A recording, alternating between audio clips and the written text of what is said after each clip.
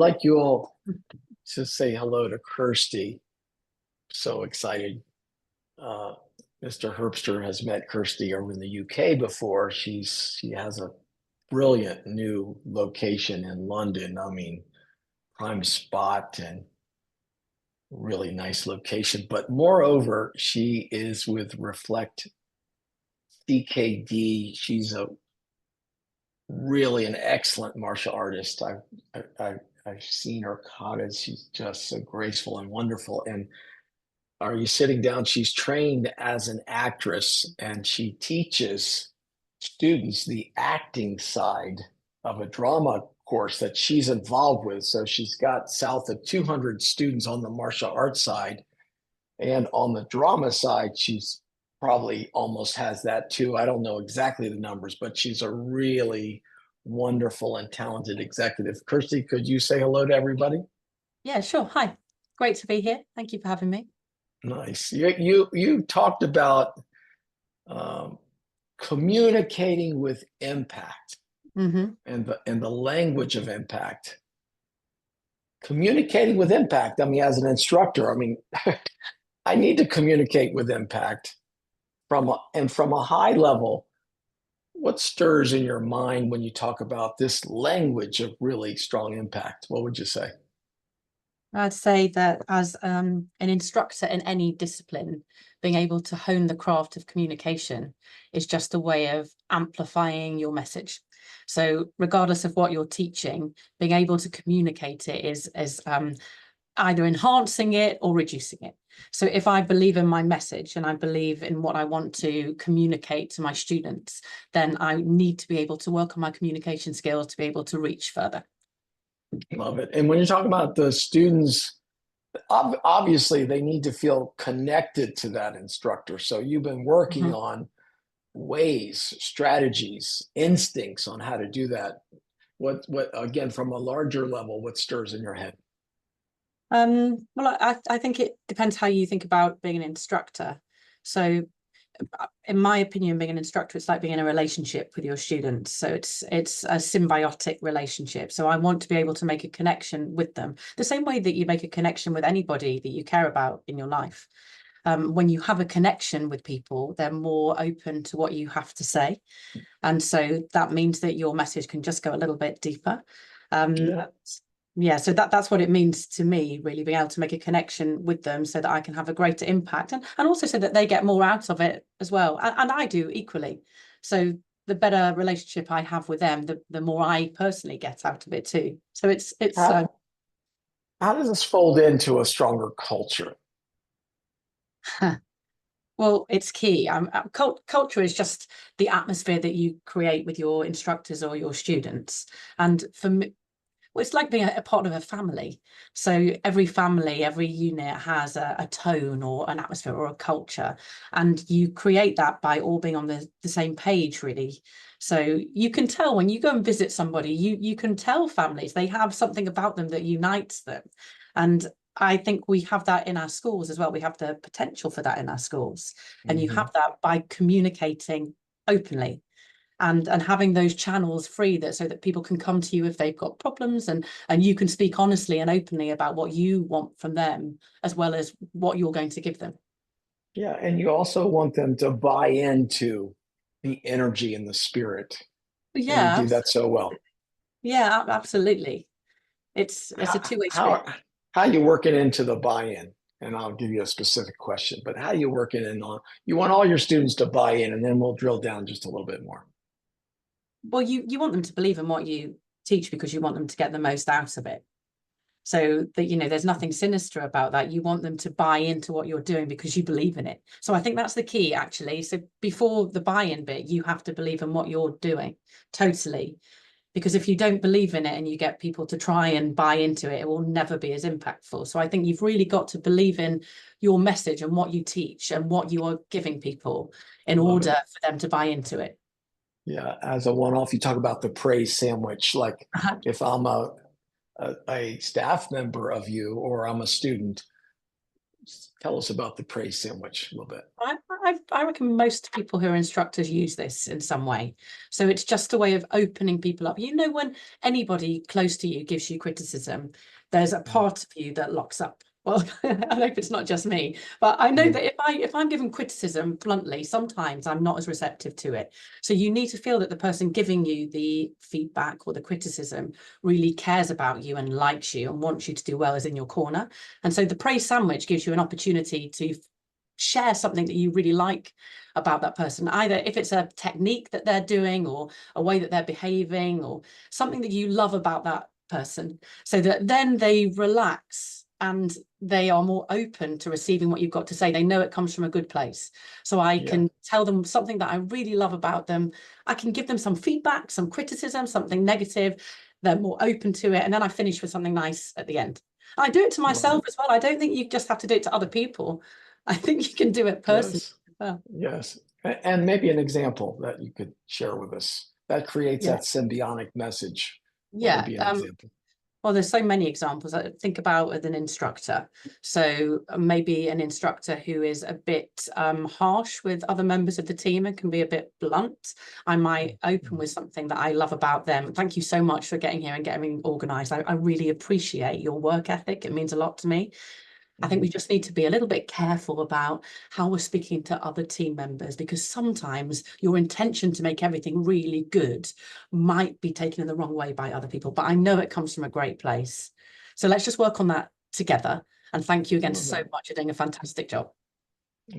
We can have some samples of that a little bit more too. But in your personal experience about your relationship with the student, and this darn thing, Kristy, about self-awareness, like this self-awareness thing. In your personal experience, what have you found in your evolution? What did you have to look at for your own teaching and evolve from and to? What would you say? Well, I think being a communicator is quite a vulnerable thing, because you've got to be open about your foibles and your things, that baggage that you have inherited through life. And we all inherit some baggage, and some of those things you want to keep, and some of those things don't serve you so well. But if you're not aware of yourself, if you don't ever really take an honest look at yourself, you don't get to choose the message that you put across. It's chosen by your life. So for example, you know, we talked a lot in my presentation before about facial expressions and body language. And a lot of body language is inherited. It's things that we've picked up over years. And some of that body language you want to keep because it is you and it's your personality. But sometimes your body language or your facial expressions or your tone may not serve you. So I think having an awareness of what you do and how you behave, it's an empowering thing. It means you get to choose the bits that you like, that you want to enhance and work on and develop, and maybe the bits that you're not so keen on, that you want to work at eliminating. And it's a constant process. I don't think nobody's ever a fixed, perfect, product. I'm constantly working on it. There are things that I, might have been happy with years ago that now I go, I don't think I really want that anymore. So I want to work on a different area of development. So self-awareness really is key. Love it. And let's go over to the neutral body. This is a live session of Kristy in the UK. Would you play that video? We're going to start with something called a neutral body. Everyone needs to stand up. Yes, ma'am? Okay, you can push your chairs back. Okay, so we're going to start with something called a neutral body. If you were going to paint a canvas, you start with a blank canvas. You don't start with stuff already on there because it makes it harder. The same with your body. If you want to use your body to communicate, to convey a message, you've got to be able sometimes to go back to neutral. And the way we do this is you put your feet under your shoulders. Check they're under your shoulders. We put your knees directly over your toes, your hips over your knees, your ribs over your hips, your shoulders drop back and down, and your spine elongated. Now, oh, wow. That changed it entirely. Yes, I'm looking at you. That was lovely alignment. Now, I know for some of us that might feel a little unnatural, and I'm not saying that this is how we should be all the time, but that should be a position that your team can come to. This, and the slouching and the dipping here just doesn't convey quite the same conviction, and that's what we're aiming for. So here, we're going to think about different body language resonances or positions that affect how you feel and how other people read you. So I want you to imagine that you've got a magnet on your forehead, and your forehead is going to lead. Just let your forehead come forwards. Do we all know people who move around like this? No, just moving the head, yeah? Just your head, just your forehead. Anyone know anyone? Ashley looks absolutely terrifying over in that corner. Hey, so the minute you do that, it changes how you feel a little bit, right? Okay, come back to neutral. Now we're going to think about your nose. Now your nose. I want to move a little bit with this one. For me, it makes me like this. There's a reason we have that word in the English language of nosy, because people who are nosy or a little bit interfering generally lead like that. Next one, chin. Chin out. Anyone know got any instructors who are here? Oh yes, says sir. Now this can be confidence, it can be cockiness, it can be arrogance. Yeah, it can be trying to be top dog. What about the chest? I definitely know lots of instructors it's the chest. Yeah? Okay, next one, stomach. We're going to do one more. The one that makes everyone the most uncomfortable, the groin. I've got instructors who John Wayne walk. Yeah, okay, and relax it down for a second. Thank you for indulging me. So, Kristy, it's kind of amplifying your message in some strange ways and fine-tuning your message. And when you teach that and when you practice that and when your instructors do that, how is that amplifying their message and why is it so important? Well, anything that you're doing, whether it's physically or vocally, can enhance what you're saying or detract from what you're saying. So when you connect your body language and your tone of voice and your words and your facial expressions, they are all giving the same message. It just enhances it. But you have to be conscious of doing that, because if you're not consciously choosing body language, your habits choose you. So I'm not saying, as I said in the clip, we're not trying to be neutral. You're just trying to make sure that your message is congruent, so that your tone matches your words, matches your facial expressions, matches your body language. And when you do that, it just gives it more power. It's as simple as that. It's rather than using one strain, it's using the whole orchestra. Kristy, let me whisper this message. I don't necessarily see myself. I don't have the self-assessment. So what do I do? And that's a painful thing. Like, I don't know how other people see me in front of the class. And I know when I have an argument with somebody else, I can see their facial expression. I can see the words, but I can't see my own. So what would you like me to do? Well, hey, it's coming back to that self-awareness thing again, isn't it? So you've got a few options. The first one is have a great team, because if you have a great team around you, they will let you know how you're coming across. So if you've got good communication channels, then that feedback loop will enable them to be able to give you feedback as well. If you have that level of trust in them, and I'm lucky enough, I do have that trust in my team. So if you are behaving in a way that they probably don't recognize as something that you promote, they will tell you. So that's one way. Secondly, you can generally see it mirrored back to you from your students. So if your students are low in energy, or they're negative, or you're feeling that they are slouching, it's generally because the team is doing that, or you're doing that. That's why we're called Reflect, because I think of teaching as a reflection. Your students are a reflection of you. So there are a couple of ways. Another way is to record yourself. And I know that's something that everybody hates. And, you know, I don't actually think that it gets much easier to watch yourself or hear yourself back. But the things that are hard are the things we need to do, right? So if you can watch yourself back and really be honest about how you feel you're coming across, if you could be somebody else watching you, how would you feel? It's such a great mind opener, because again, you'll find things you like and things that you don't like. Love it. And let's look at it from the other angle, from reading the students for just a moment, on the emotional connection that you have with students. Anna, can you show us the Brave volunteer clip? Can we go into that?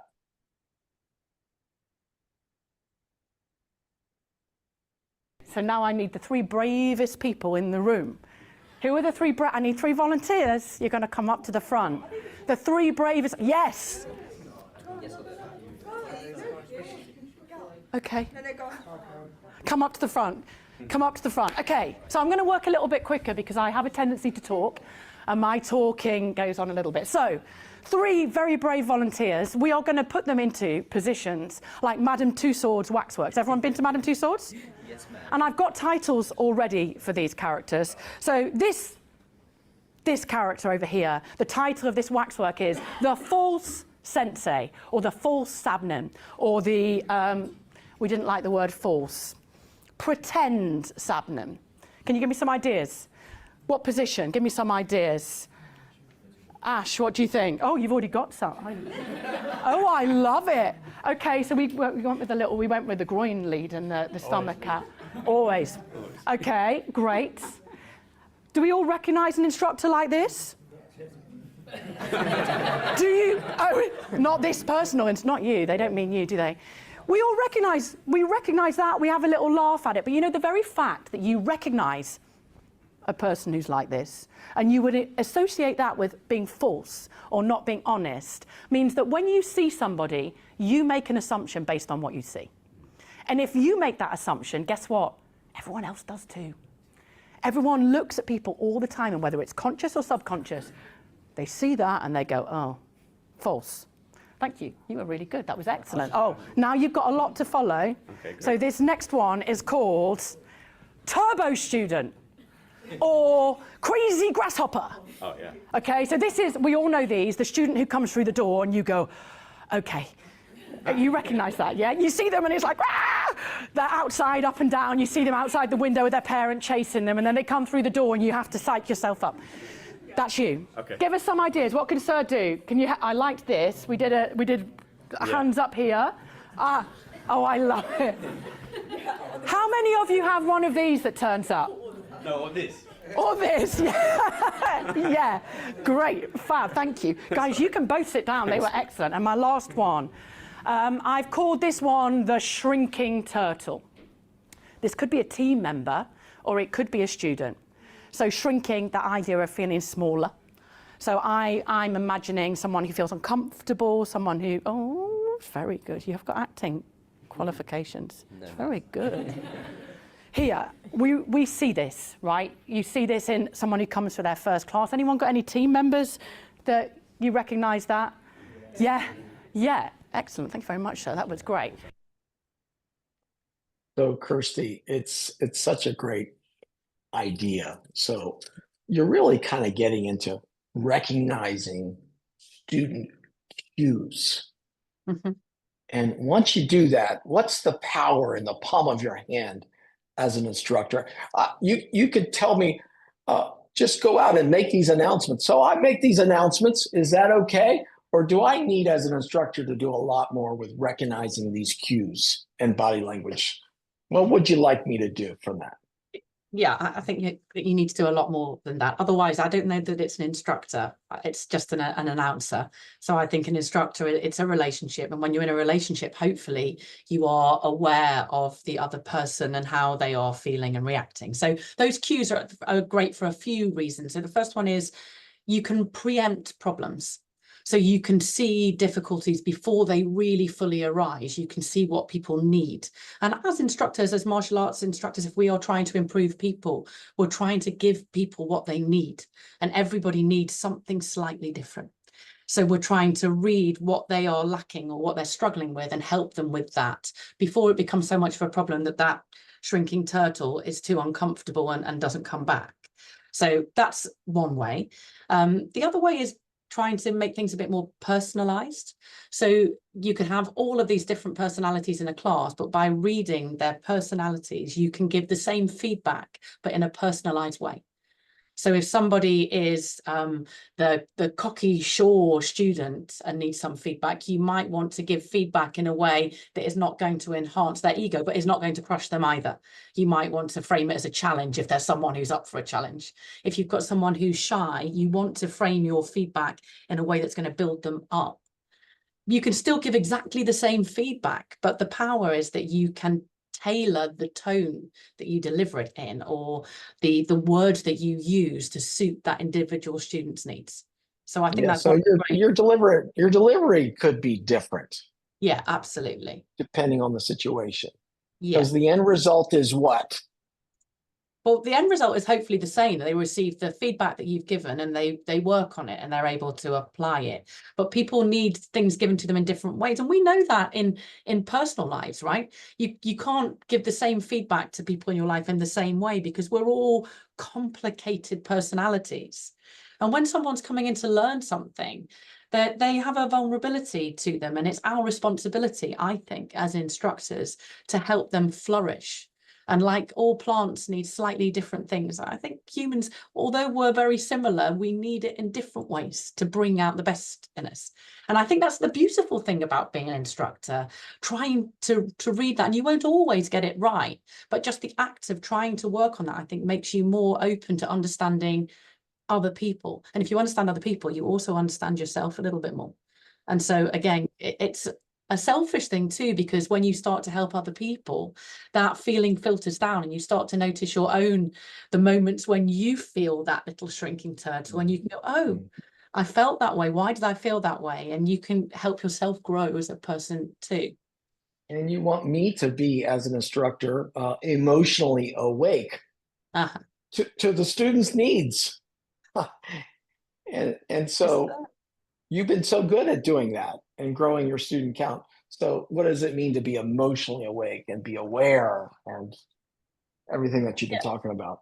I think being emotionally awake is important, but just to make it clear that that's different from being emotionally reactive. And I don't know if anyone else has been there too, that I think if you really, really care about what you do, especially in the early stages, there's a danger of feeling emotional and feeling slighted and taking things personally if things aren't always going right. So I don't think it's that.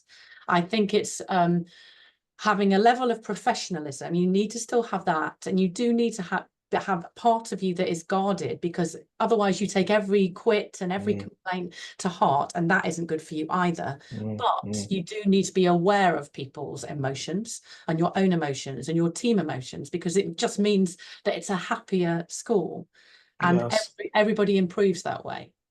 And Kristy, you share the story that a parent or somebody says, Kristy, are you okay? Like, what happened with that? Why are they asking you, are you okay? Well, not so much anymore, but I definitely went through a phase in early days when things were really busy, when I would always have parents or students come up to me and say, are you all right? What's wrong? What's wrong? Oh, are you okay?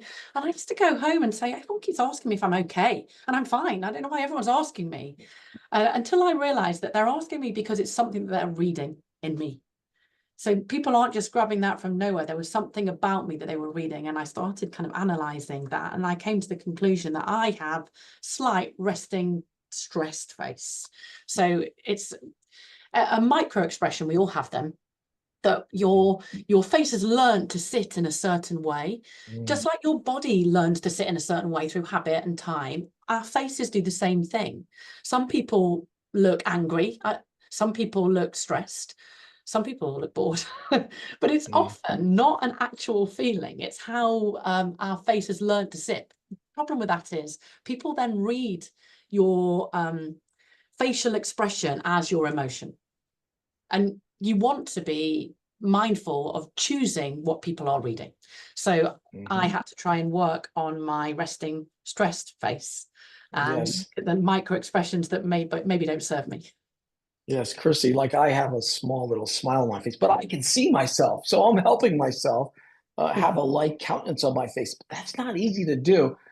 Anna, can you show us the RBF video?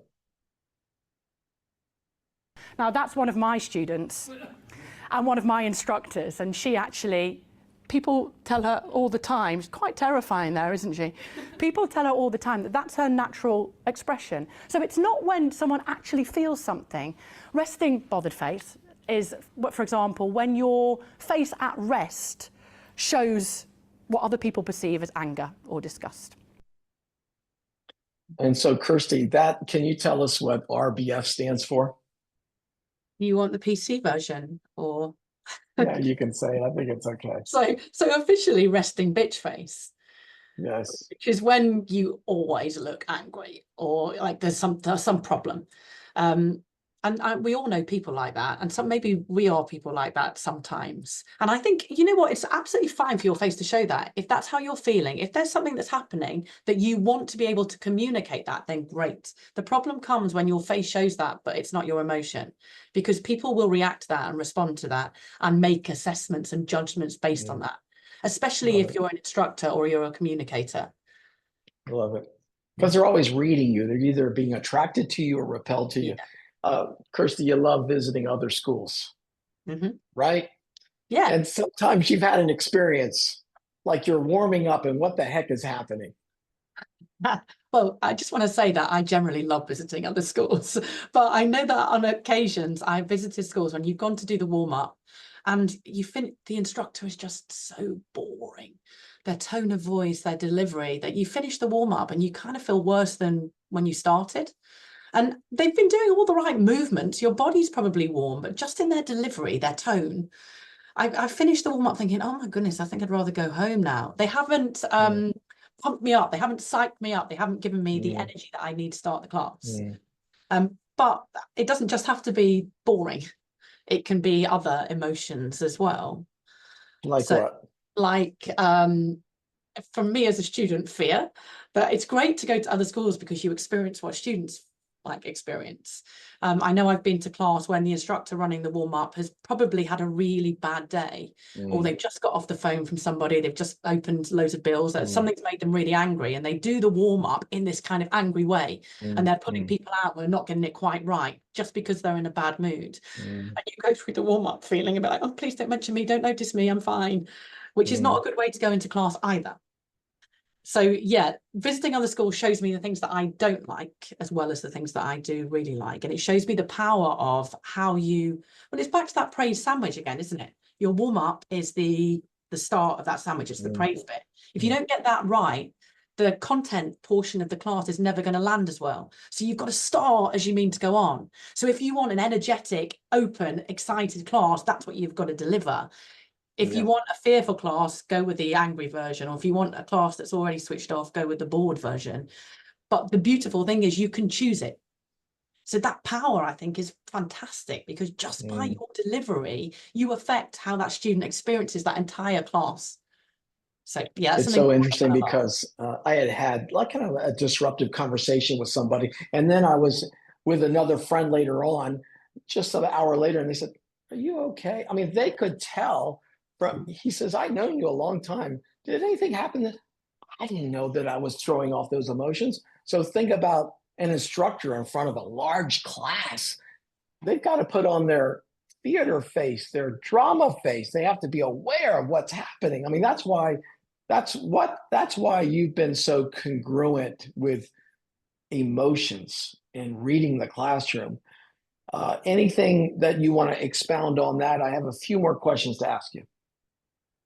I think congruence is everything. So for me, anyway, if you practice what you preach, I think if you're congruent, your message is just, it comes across so much more more passionately and more honestly. People can tell. Yeah. So, but in congruence with what adjectives or feelings? Well, I think it's to do with your values. So it can be actions as well. So I think really simple things like if you're being congruent, if you expect your team to be on time, you have to be on time yourself. So you can't expect things of other people. Being congruent means that if you are asking students to do something, or you are talking about a health benefit, you have to be living that. If you're talking about trying to improve yourself in a personal development sense, if you've got principles or you're doing your mat chats, you can't preach about something that you are not actively working on. Well, you can, but it just won't land in quite the same way. You might be able to do it, but people can tell. Whether they can tell consciously or subconsciously is a totally different matter, but people can definitely tell whether you are being honest with it. And when people notice that everything is congruent, your tone and your intentions and your words are matching your actions, they want to follow you more because they believe in you more. If I talk about the components of congruence, let me mention a few words and you expound. the components of congruence, connection. Mhm. Be connected to your students, care about them, be aware of what's happening. Don't just preach to a blanket group. Know your audience, I think, is really important, and know your material. Building trust. Make sure you do what you say you're going to do with your team or with your students. So if they don't trust you, they won't believe in you. And you also won't believe in yourself. You know, that's the thing, right? If you lie to yourself, you don't trust yourself as much, you don't have as much self-respect. So you've got to treat other people in that same way. Congruence and body language. Well, that's just making sure that your body is giving the same message as you are with your words and your face. It's not a mismatch. You're not saying, oh yeah, well done, that was great. Your body's saying that I'm fed up and I want to go home. You're giving it fully. You're in it. You mean it. You've said in closing, Kristy, and thank you so much for sharing. Really, the content is really clean on this. Thank you so much. You quoted to say communicating works for those who what, and I can finish it if you want me to. Who work at it. Yes, Mm. who work at it. Yeah. So we have to go back, roll up the sleeves, look at this content. We can watch the video again, go through the material, and self-reflect, reflecting martial arts. That's the name of your school. Look in the mirror, videotape. It's a really wonderful study to be an optimal instructor and connect with those students on a level that you can only imagine. It's so wonderful. Kristy, thank you so much. We really got a lot out of it. We're giving you a hug. Oh, and we're going to do a little Q&A. Anna, let me switch over to you. May I? Yeah, that sounds great. Thank you again so much, Kristy, for all of that really valuable practical information. Loved the demonstrations. We're going to open it up now. If anyone has any questions, feel free to just unmute yourself and ask, or you can type it in the chat. We're going to spend a few minutes if anyone has any specific questions, want to expound upon what you heard earlier. Feel free to unmute yourself or put it in the chat.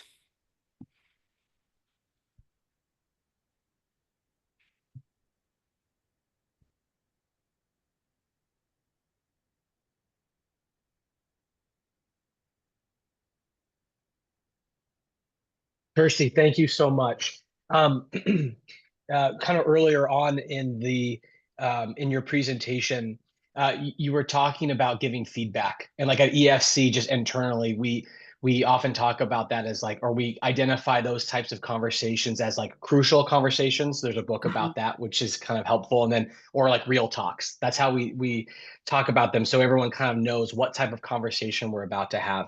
And you also shared when you're giving that feedback to give like a compliment sandwich. And then my ears perked up because I've also heard too that you also have to be careful to not make a SHIT sandwich, which the example you gave wasn't one of those, because when you gave your example of the compliment sandwich, you tied the compliment with the feedback that you were about to give, and they both were sincere and real. It wasn't like your hair looks really nice, also you're toxic for our school, you have to get out. It's like, whoa, like that's clearly, there's some like cognitive dissonance there.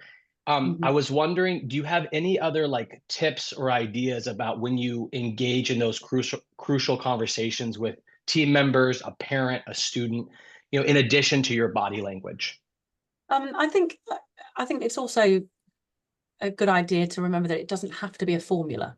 I think you're right that I think sometimes if you learn that as a formula, it comes across as dishonest in a way, and it comes across as too kind of strict. It doesn't quite work. But I think having an opening of connection is good. So it doesn't necessarily have to be a compliment, but it's a connection. So I think if you're struggling with finding a compliment or praise, a connection can be something really simple. A connection can be something like a hand on the shoulder, can't it? It can be something that links you to that person. Basically, all you're trying to do is show that person that you care. So I think maybe that's a simpler way of putting it. But when we work with the team, especially the younger team, the praise sandwich is a nice, easy way of taking them into that. And I think when you get more practiced at that and it becomes more genuine, then you find other ways of making that connection without it being quite so kind of formulaic. Awesome. Great. Thank you. That's great. Connection.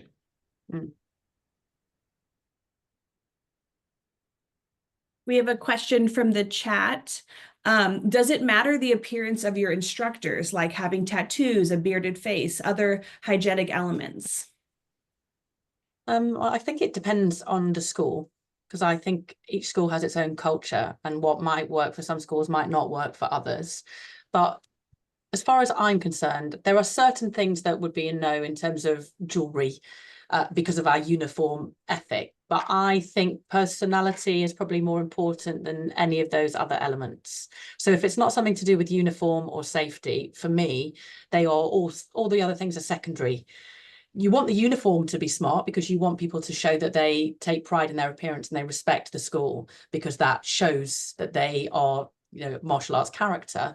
But I think other things, personality things, tattoos, for me, they are secondary things. It's more important the character of the instructor. I know when I used to teach in the classroom in middle school, and sometimes, you know, you'd read the room and it was dead, or you got to the point like halfway through and it was crickets, or you just like was not feeling the energy. Do you have any like in your back pocket kind of reset techniques, or you know, things that you do in the class to like recorrect the ship, bring energy back in, and get everyone together? Yeah, sure. I mean, they're the most fun bits, right? And I think you could do that with anybody. I'm sure we've all got loads, and it totally depends on who you're working with. So the 3 to 6-year-olds, the tiny tots, there are so many that you can do, and it's great. It's like playing. It's like being a conductor, that you can really bring it back into focus. But I think you can do it with adults too. So you know, there are obviously clap rhythms and games and focus anchors and hundreds of those things that we use that we have fun playing around with. But it can also be as simple as changing your tone of voice, or changing the intimacy of the space. So bringing everybody in or separating everybody out, or partnering people up and having a discussion about techniques. So I think it's just about variety, isn't it? And playing on a different note. So if it's not the note, the tune that you're playing is not working, it's just finding a different instrument to play briefly. Really. Yeah, and that you can do that still within that same class. Like it isn't, it isn't over, the ship hasn't sailed. Oh, absolutely. It never has. Not until everybody's left the room, then you can keep bringing them back in, no matter how difficult the class has been. We have time for one more question if anyone has one.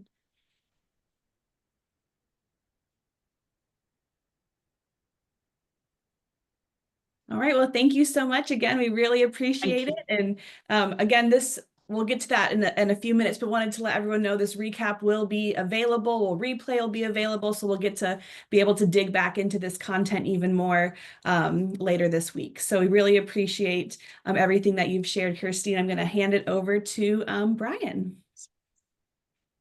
Thanks so much, Anna. And thank you, Kristy, again.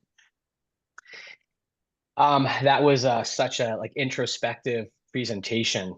And for some reason, my posture got a lot better from the beginning of the presentation towards the end. I don't know why. I was looking around and it seemed like a lot of other people's posture got better too for some reason. I don't know why. So for our last presentation of our masterclass today, I'm really excited to bring on someone that I've known and trusted for a very long time. There he is, the lovely Cameron Schwartz. Cameron and I have been very close friends since 2nd grade, maybe.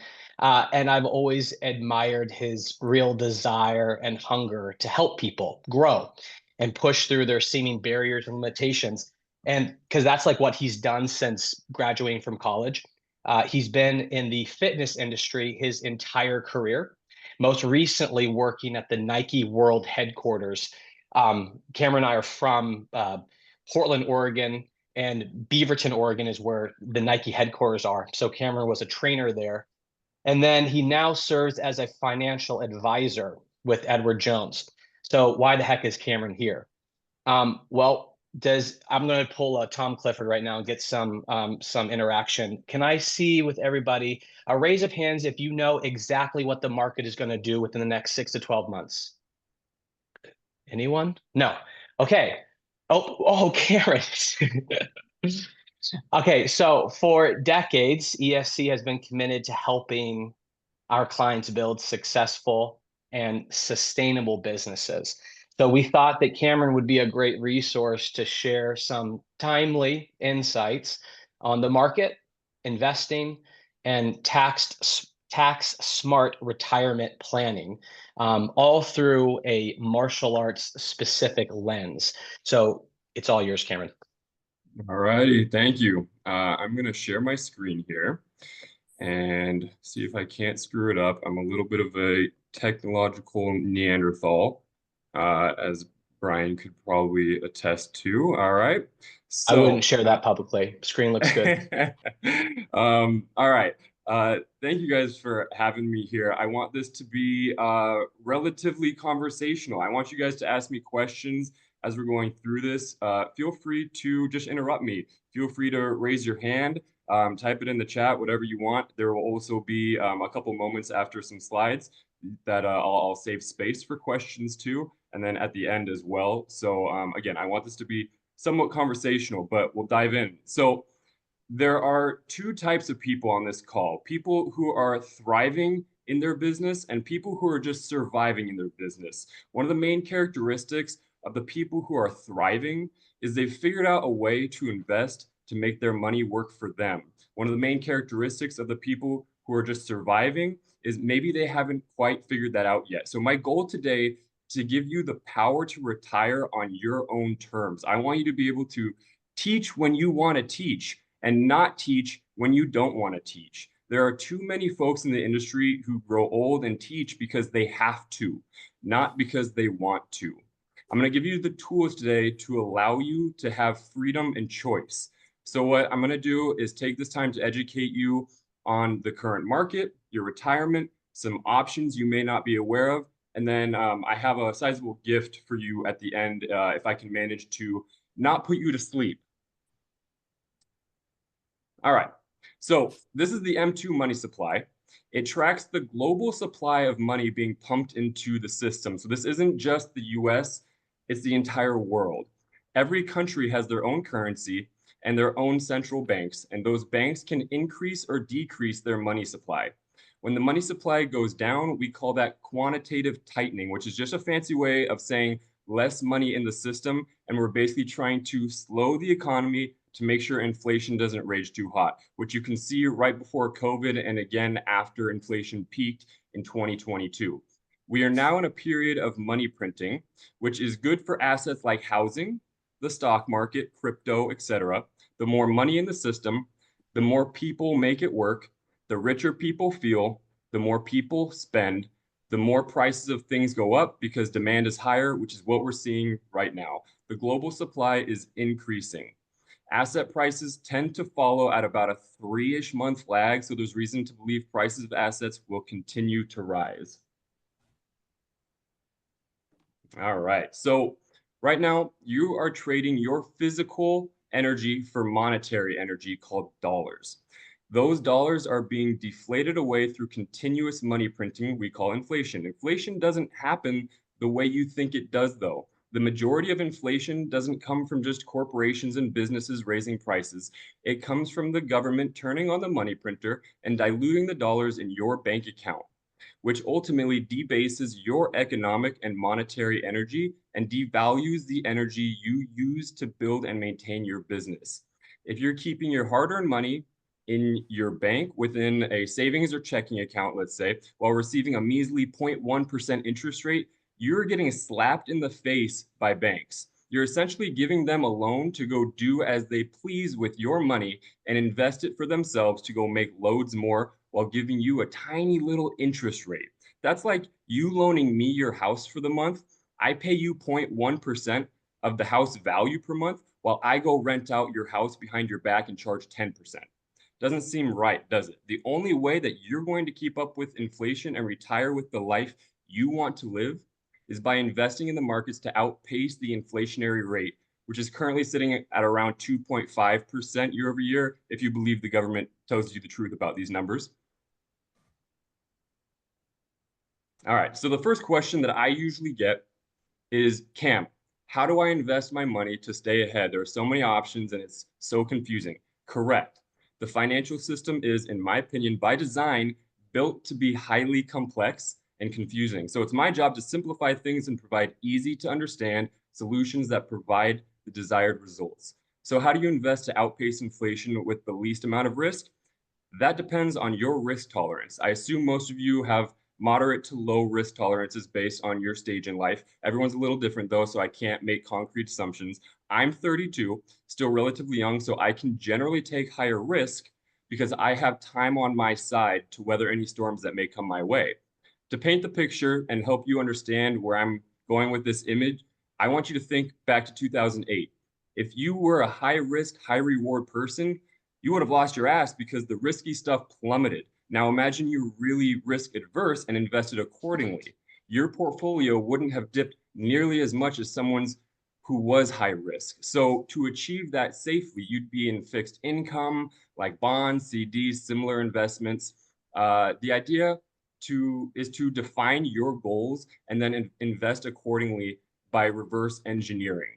So I'll pause for a sec. I know that was a lot. Do I have any questions? Or are there any questions? Okay, we shall continue. And if you have them, just throw them out, okay? So these are all retirement vehicles that I pray someone has mentioned to you before as a business owner. These are specifically designed for business owners like yourselves to save on taxes, increase retention from your employees, be able to give back to employees that work so hard for you, and be able to save heavily for your hard-earned retirement. So let's start real quick with the SEP IRA. It's so good that I'm surprised the government gave you this gift. This is for those of you who don't have employees. You're a one-man or one-woman show. This IRA allows you to invest 25% of your business's gross income or up to $70,000 per year. The most spectacular thing about this, it's a tax deductible. You pay no taxes on that income. You only pay taxes when you make withdrawals after the age of 59 and a half. You choose this if you want higher contribution limits than a traditional IRA. So let's talk downsides real quick. If you have employees, you're required to contribute to your employees' accounts as well, which is why I like this one specifically for sole proprietors, not those who have multiple employees. So now let's talk the simple IRA. This is phenomenal for those who do have employees because it's essentially a 401k, but at a lesser cost to you, the business owner. 401k plans are expensive to employ, but a simple is not. It allows for a matching program, which aids in employee retention. Contributions are also tax deferred, and employers get a tax deduction for their contributions. Employees could contribute up to $16.5 thousand. The appeal of these is not only what I just mentioned, but these have a minimal document requirement. There's not a lot you're going to need to sign for that. The only big downside you might find as a business owner here is you are required to contribute to the plan unless the plan is terminated. Lastly, a solo 401k is for those who don't have any employees. It's just them and maybe a spouse. The pros, high contribution limits up to $23,500 as an employee, and an additional 25% of your compensation as an employer up to a maximum of $70,000. You also get a tax deduction from the contributions with this. There's only one big con. There's obviously no employer match since you are the employer. All right. So I know that was a lot. We'll take a quick breath for a sec. This could possibly be the most important slide that I have for you here today because I know how much you enjoy saving on taxes here, okay? So your biggest expense as a business owner probably isn't payroll or any sort of overhead. It's likely taxes. There's a specific account type that you probably haven't heard of before called a separately managed account, or an SMA. This account type is not available for anyone unless they partner with a specific firm that employs this account type, and many do not. I won't go too deep into the weeds here, but this account type has saved business owners thousands in taxes. All right. So I am going to Whoops, not that one. I'm going to do a little activity. And to keep things expeditious, I'm going to call on Tom. Tom, if you could unmute yourself, I have a couple questions for you. Let me know when you're good to go. Ready to go, sir. All right. So we're going to do a little compound interest calculator. I'm going to show the power of compound interest. All right. So I want you to help me out here. I want you to give me an initial investment amount. I'm going to show everyone what compound interest can do for them, what investing in the markets can do. So imagine you are someone who doesn't really understand compound interest that well. What's a great initial investment amount that we can play with here? Give me a good number. So, Cam, I'm starting out. I haven't entered the game yet. I realize, though, that I have a couple $100 of income that I'm pretty much flushing down the toilet. So I don't have thousands, but I have a couple hundred. So I'm going to start there. Cool. So 200 initial investment? Yes, sir. Let's do it. Okay, monthly contributions from there on out. How much can you put into the market on a monthly basis? Yeah, I find that just about every month, if I enter in what is affectionately known as the latte factor, I'm kind of throwing away about $200 of I'm disposing of my disposable income. So I'm going to keep that $200 contribution monthly. I'm going to keep that going. Cool. Okay. $200 per month going into the markets. Sir. And for how many years are we doing that? When do you want that money out? When are you thinking? 65. 65. Okay. And in this hypothetical scenario, how old are you right now? In this hypothetical scenario, I'm 18. You're 18? In this not so hypothetical scenario, I'm 57. Okay. So what is that? 47 years? Yes, sir. Okay. And then interest rate, we'll just use the S&P 500 average between 8 and 9%. We'll say 8.5% return. And then variance of about 2. And then we're going to calculate. So this is going to be compounding annually. Just to show you guys, look at that, $1.2 million in 47 years based off of that just $200 initial investment, just $200 a month for 47 years. Now, I don't think there are too many 18-year-olds on the call right now, so we're going to have to lessen this number up for anyone on this call, but that just shows you the power of compound interest. Cam, can I also, I'm going to start a little later, so let's say I start at 30. Yep. And I only start at 200, but within a few years, I up my monthly contribution. I actually double it. What would happen if I double it for, let's say, for within the first 10 years of my contributions, I double to 400. Okay. I can't on this platform is a great question. It's a great hypothetical. I can't change what it is over the time span. So it's just going to be a blanket 400, a doubling of that. Perfect. For 35 years. So let's see. So we shorten the amount of time and we up the amount of contributions. All right. So let's see what happens. All right. So that shows the power right there of time, right? So we lost. I won't say we lost. That's still an incredible return, right? $200 investment, $400 a month. You're still getting close to $1 million by retirement, but that also shows you the power of time. So the urgency to do this stuff by yesterday, basically, because the longer you wait, the less you'll make. Still a great return, but it just shows the power of compounding interest. So that was great, Tom. Thank you. Cam, best to say that we should have started 20 years ago. That would have been the best time, but the second best time is today. They say the first best time is yesterday. The second best time is today. Perfect. Yep. Nailed it. All right.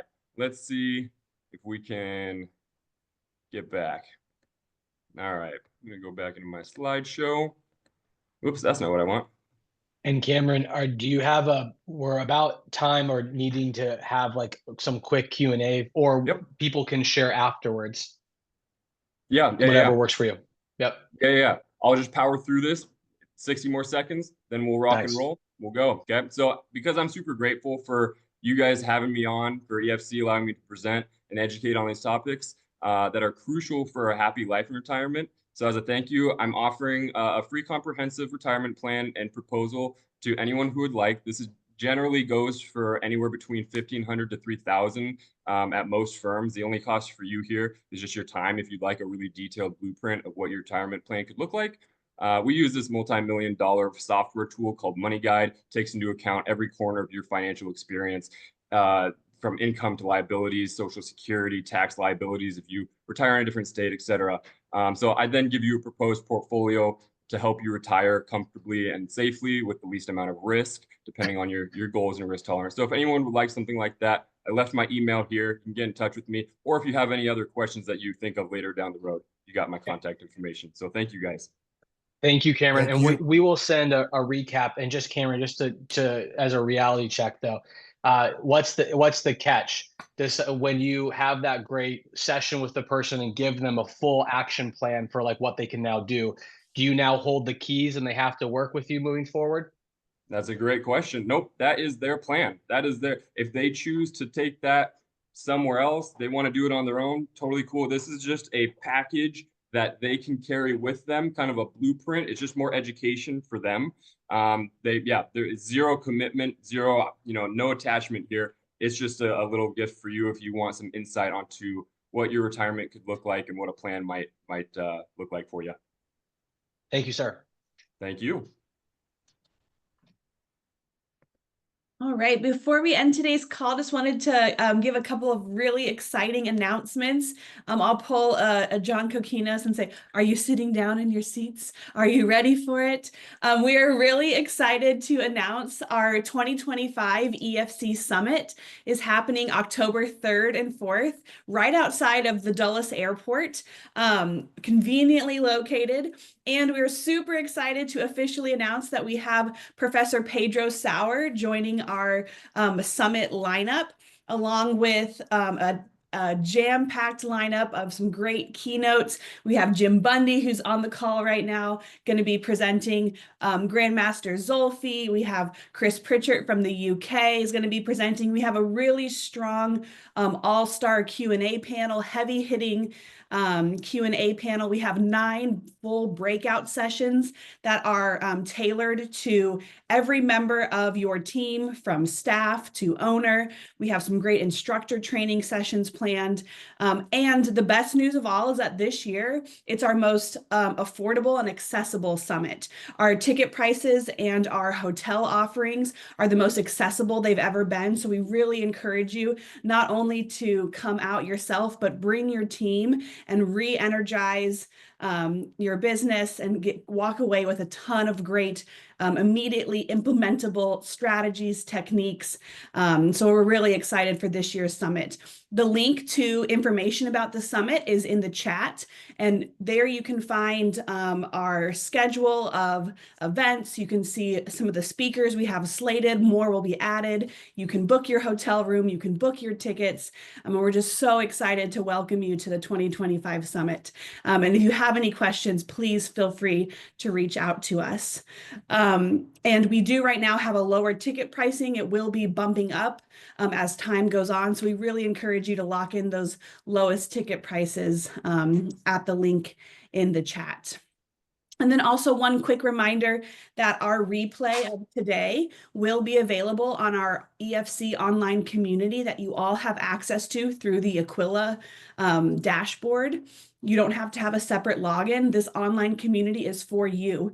We have tons and tons of EFC members on the community. They're asking questions. They're sharing their best practices. We have a lot of great resources, but it doesn't work without your participation. So just like you guys build in maybe weekly staff meetings, you have something that you're doing for your business weekly or daily, please add checking out the online community, the EFC online community, into your routines. It's great for your business to check in with others, see what's going on, and check out a lot of the great resources that we have there. And that is all from me. So I'll pass it over to John. Hey, thank you. So, Kristy, first of all, thank you. And Cameron, Kristy, that was so wonderful. It's really thought-provoking. I mean, your theater, like your delivery, your presentational skills are just above the rooftop. It's just really wonderful. You really brought it home very nicely. Thank you. And thank you, Cameron. So would you all be kind enough to put down Masterclass, next Masterclass, May 8th? This is May 8th, a little earlier than the month, Thursday at 1 o'clock. Put on your calendars, please. You'll be very excited about our guest. That's going to be Masterclass May 8th at 1 o'clock. Next the thing link is also in the chat to register right now, so you don't have to worry about it down the road if you want to click on that link in the chat to register. We'll also talk next month a little bit about a special event happening June 6th on Long Island. Anthony, just raise your hand. Got to close out. Anthony is a coach at that live Long Island Masterclass, and Jim Bundy's going to be there too. That's a Friday live event we're excited about. And finally, October 3rd and 4th, sitting back,